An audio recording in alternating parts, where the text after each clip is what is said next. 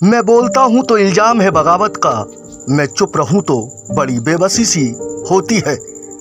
कहने को तो ये मात्र अल्फाज हैं और ये अल्फाज बिल्कुल सटीक बैठते हैं आजम खान पर। और क्यों सटीक बैठते हैं तो इन अल्फाजों का वजन देखना है तो देखे हमारी ये पूरी रिपोर्ट को।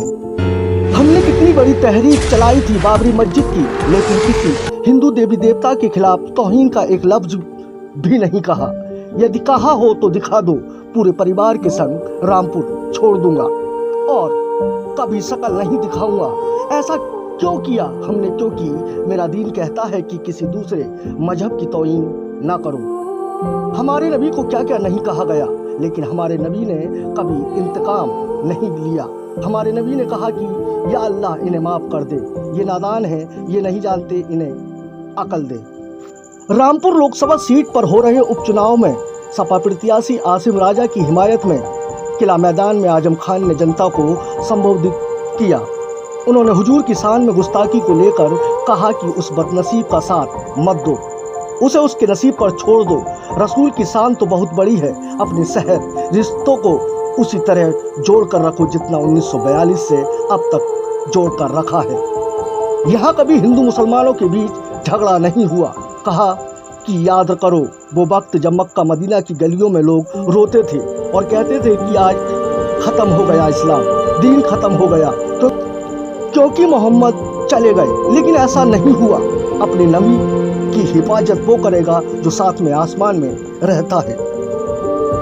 कहा कि कैसा भयानक कोरोना हुआ था, लेकिन मैं वापस लौट कर आया हूँ तो तुम्हारे लिए। मैं आज भी तुम्हारी मोहब्बतों का कर्जदार हूँ। मुझे मारने में कोई कसर नहीं छोड़ी, लेकिन मेरे कत्ल का इल्जाम नहीं लेना चाहते थे। उनका मंसूबा था कि सीतापुर जेल से 3 जनाजे बाहर निकलेंगे। उन्होंने नवाबों और अंग्रेजों के दौर को भी याद किया।